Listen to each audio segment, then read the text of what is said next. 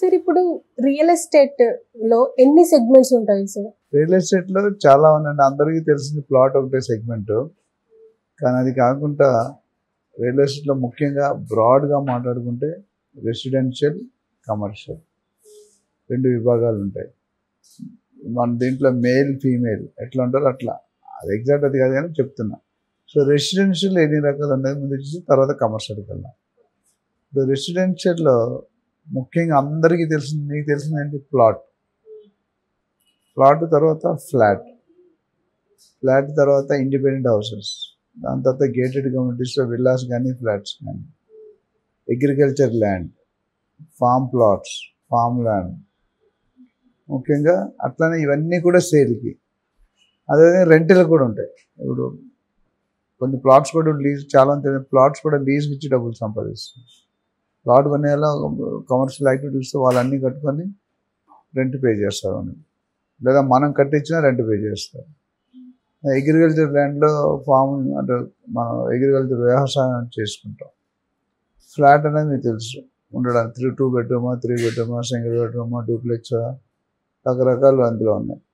ఇవన్నీ కూడా కొనుక్కోవచ్చు, రెంట్ కూడా చేయొచ్చు. ఇప్పుడు మనకి కొనుక్కునే కెపాసిటీ మనం రెంట్కి వెళ్తాం, రెంట్కి తీసుకుంటాం. అందుకని రియల్ ఎస్టేట్ ప్రతి మనిషికి కూడా రియల్ ఎస్టేట్ కావాలని చెప్పాను నేను. రోటీ కపడా మకాల్లో ఒక భాగం real estate. So real estate అక్కర్లేని ఎవరైనా ఉన్నారంటే నేను చెప్పండి. అట్లానే మీకు కనిపించిన ప్రతి అంశం, కాలేజ్ అవ్వచ్చు, ఆఫీస్ అవ్వచ్చు, భూమి లేకుంటే ఏదైనా ఉంటే చెప్పండి నాకు. ఉందా? భూమి లేని ప్రదేశం ఏదైనా ఉందా? లేదు. సో భూమి తాలూకు అంత ఇంపార్టెన్స్ భూమికి. అందుకని చాలామంది నేను చెప్తాను, పొద్దున కూడా లేచినట్టు భూమాత కూడా ఒకసారి నమస్కరించుకోవాలి, అంతా మంచి జరుగుతుంది. సో కమర్షియల్కి వచ్చేసరికి ఏంటంటే రీటైల్ స్పేస్, షోరూమ్. రీటైల్ అంటే మీరు రోడ్ సైడ్ ఫస్ట్ బిల్డింగ్లో కింద గ్లాస్ ఎలివేటెడ్ కనిపిస్తాయి, కార్ షోరూమ్, వాచ్ షోరూమ్ చూస్తారు కదా రోడ్ సైడ్ వెళ్తుంటే. అట్లా చాలా ఏవైనా electronic showroom, Tata Croma, Bajaj electronic, ఇవన్నీ కూడా రీటైల్ స్పేసెస్. జనరల్గా రోడ్ పక్కన ఫస్ట్ బిల్డింగ్ ఉండాలి. ఇప్పుడు మీ బిల్డింగ్ ఉంది, రోడ్ కమర్షియల్ బిల్డింగ్, కొన్ని లాన్కి ఉన్నాయి, అది కమర్షియల్ కాదు కానీ కమర్షియల్గా చేసుకుంటారు పర్మిషన్ పెట్టుకొని. అట్లనే అందులో బేర్ షెల్ అంటే అన్ఫర్నిష్డ్ స్పేస్, ఆఫీస్ స్పేస్ ఇవన్నీ ఇవ్వరు, ఈ టేబుల్స్ అన్నీ ఇవ్వరు, ఓన్లీ మీ ఫ్లోర్ ఇస్తారు. మీకు కావాల్సిన విధానంగా మీరు ఇంటీరియర్స్ చేసుకుంటారు. అది ఫర్నిష్డ్. ఇంటీరియర్స్ పెట్టుకుని ఇలా ఇస్తే ఫర్నిష్డ్, ఇది లేకుండా 4 గోడలు ఇస్తే అన్ఫర్నిష్డ్, అది బేర్ షెల్. అట్లనే ప్లగ్ అండ్ ప్లే అంటారు.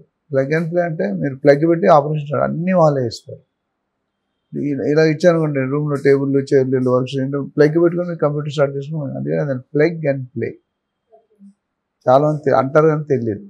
అంటే మిగతా మనం అన్నీ చేయించుకోవాలి. కొత్త ఇల్లు కొనుక్కున్నాం, ఇంటీరియర్స్ చేయించుకోవాలి, డెకరేషన్ చేసుకోవాలి, కబోర్డ్స్ చేసుకోవాలి, మిర్రర్ పెట్టుకోవాలి, సోఫాలు పెట్టాలి, డైనింగ్ టేబుల్, ఇవన్నీ కూడా ఫర్నిషింగ్. సో ఆ కమర్షియల్లో కొంతమంది ప్లెయిన్గా తీసుకుంటారు, కొంతమంది సెమీ ఫర్నిష్డ్గా తీసుకుంటారు, కొంతమంది ఫుల్లీ ఫర్నిష్డ్ తీసుకుంటారు. ఆ ఫుల్లీ ఫర్నిష్డ్ దాన్ని ప్లగ్ అండ్ ప్లే అంటారు. ఏదైతే వాణిజ్య రంగాన్ని వాడతారో వ్యాపారం, దాన్ని కమర్షియల్ బిల్డింగ్ అంటారు. ఇది కాకుండా కమర్షియల్ ప్లాట్ ఉంటుంది. నెక్స్ట్ ఇందులోనే కమర్షియల్ ల్యాండ్ ఉంటుంది. ల్యాండ్కి ప్లాట్కి తేడా అంటే ప్లాట్ అనేది చాలా చిన్న స్పేస్, గజాల్లో అమ్ముతాం. ల్యాండ్ అనేది ఏకర్స్లో అమ్ముతాం, జనరల్గా 10 ఎకరాలు, 20 ఎకరాలు. అదేవిధంగా industrial warehouses, godowns, special economic zones, resorts, అట్లా మల్టీ కమర్షియల్ యాక్టివిటీస్ చాలా ఉన్నాయి. అవన్నీ కూడా మనకి కమర్షియల్లో వస్తుంది. సో రెసిడెన్షియల్, కమర్షియల్ అది తేడా. సో రెసిడెన్షియల్లో ఎప్పుడు కూడా రిటర్న్స్ తక్కువ ఉంటాయి, కాస్ట్ తక్కువ ఉంటుంది. కమర్షియల్లో రిటర్న్స్ ఎక్కువ ఉంటాయి, కాస్ట్ కూడా ఎక్కువ ఉంటుంది. సో అది మనకున్న కంఫర్ట్. కమర్షియల్ అనుకోండి, ఇప్పుడు ఇదే ఉంది, ఇది ఒక 5,000 స్క్వేర్ ఫీట్ ఉంది, ఒక స్క్వేర్ ఫీట్ 25,000 అంటే ఎంత అయింది? 12.5 కోట్లు. అంత డబ్బు మీ దగ్గర నా దగ్గర ఉండదు, నా దగ్గర అయితే ఉండదు, మీ దగ్గర ఉంటే నాకు తెలియదు. అదే రెసిడెన్షియల్ ఉంటే 50 లక్షలు, ₹1,00,00,000 కూడా కొనుక్కోవచ్చు. సో దేనికి ఉండాల్సిన అడ్వాంటేజెస్ కానీ డిసడ్వాంటేజెస్ రెండు ఉంటాయి, ప్రోస్ అండ్ కాన్స్ అంటారు. సో రియల్ ఎస్టేట్లో ఒక్కొక్కటి ఫార్మింగ్ చేసుకోవాలనుకోండి, గెస్ట్ హౌస్ కట్టుకొని కూరగాయలు పండించుకొని, పళ్ళు, పలహారాలు, ఆకుకూరలు, పువ్వులు, చేసుకుని వాళ్ళు రిటైర్ అయిన తర్వాత 12 గంటలు కొంతమంది అలా చేసుకుంటారు. కొంతమంది అంత టైం ఉండదు కాబట్టి సిటీలో ఉండదు కాబట్టి ఫ్లాట్ కొనుక్కుంటారు. లేదా అప్రిషియేషన్ కావాలంటే ప్లాట్ కొనుక్కుంటారు. మనం అంతకుముందు కూడా చెప్పుకుని ఇన్వెస్ట్మెంట్ ఎన్ని రకాలు అనేది. క్యాపిటల్ ఉండడానికి కొనుక్కోవచ్చు, ట్రేడింగ్ బయింగ్ అండ్ సెల్లింగ్, మూడోది రెంటల్ ఇన్కమ్, నాలుగోది లాంగ్ టర్మ్ ఇన్వెస్ట్మెంట్. అన్నీ కరెక్టే, దేనికి ఉన్న వ్యత్యాసాలు దానికి ఉంటాయి. సో ఈ విధంగా ఇవి మేజర్ డిఫరెన్సెస్. రేట్లు డెప్త్లు ఇయర్ వైజ్ మారుతూ ఉంటాయి. రిటర్న్స్ ఎట్లా రెసిడెన్షియల్లో మీరు ఒక ఫ్లాట్ ₹1,00,00,000 కొన్నారనుకోండి, మీకు రెంట్ ఎంత వస్తుందో తెలుసా? ఐడియా ఉందా? ఎంత వస్తుంది నెలకి రెంట్? 20,000 నుండి 25,000 ఎవ్రీ మంత్ రెంట్ వస్తుంది. అంటే ₹1,00,00,000 పెడితే నీ సంవత్సరం 3,00,000 వస్తుంది, అంటే 3%.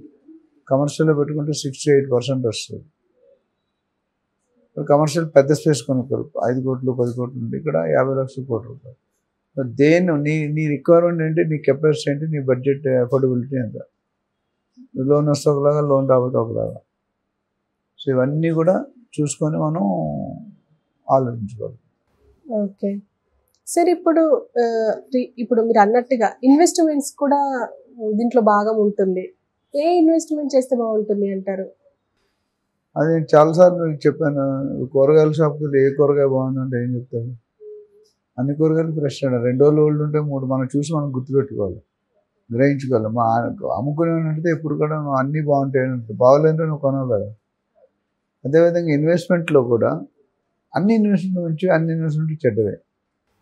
అంటే ఇప్పుడు gold, real estate, stock market ఈ 3 ఉంటాయి. మూడిట్లో ఏది బెటర్ అంటే ఏది చెప్పలేమంటారా?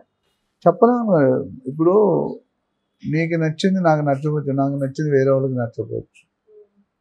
So stock, real estate, gold market పెద్ద సబ్జెక్ట్, పెద్ద పెద్ద బాడీలు. సింపుల్గా చెప్పాలంటే అన్నీ మంచివే. షేర్ మార్కెట్లో అనేది నాకు ప్రకారం రిస్క్ ఎక్కువ, గోల్డ్ మార్కెట్లో కొద్ది రిస్క్ తక్కువ. అదే రియల్ ఎస్టేట్కి వెళ్తే రిస్క్ బాగా తక్కువ, 90% ఉండదు. ఎందుకంటే గోల్డ్లో 1993లో 4,000 to 5,000 రూపీస్ per తులా ఉండేది, 24 క్యారెట్, 24 క్యారెట్స్. అదే 2010-11లో రఫ్గా 28,000 ఉంది తులం, 28,000, 24 క్యారెట్. మొన్న 3 నెలల క్రితం వరకు 2023 వరకు 55,000-57,000 ఉండేది. ఈ మధ్యలో మాత్రం కొద్దిగా పెరిగింది. కరోనా టైంలో డ్రాప్ అయింది. అది గోల్డ్ ధరలు. షేర్ మార్కెట్ ఎంత పెరుగుతుందో అంత పడిపోయే అవకాశాలు కూడా అంతే ఉన్నాయి. నాకు తెలిసిన మిత్రుడు 2 కోట్లతో బిజినెస్ స్టార్ట్ చేసి 6 కోట్లకి ఎదిగాడు ఒక 2-3 ఇయర్స్లో. మొన్న ఒక 3-4 మంత్స్ క్రాష్ అయినప్పుడు మార్కెట్ ఆ 6 కోట్లు కాస్త 4 కోట్లు పోయి 2 కోట్లకు వచ్చింది. అంటే ఎంత ఇబ్బంది అమ్మా. 4 కోట్లు పోయిందంటే నువ్వు డైజెస్ట్ చేసుకోగలవు. సో అన్నీ మంచివే, కాకపోతే నేను ఇన్వెస్ట్మెంట్ పెట్టుకునేటప్పుడు అన్నింటిలో కొద్ది పెట్టుకుంటే బెటర్ అనేది నా ఉద్దేశం. నేను పర్సనల్గా రియల్ ఎస్టేట్ నాకు ఎక్కువ ఇంట్రెస్ట్ కాబట్టి నేను ఎక్కువ శాతం రియల్ ఎస్టేట్లో పెట్టాను. ఎవరికైనా డౌట్ ఉంటే 30-40% రియల్ ఎస్టేట్ పెట్టుకుని 10-20% గోల్డ్, 10-20% స్టాక్ మార్కెట్, ఒక 10% మ్యూచువల్ ఫండ్స్ అట్లా డిస్ట్రిబ్యూట్ చేసుకుంటే మీ ఇన్కమ్ అనేది సేఫ్గా ఉంటుంది. Okay sir, thank you.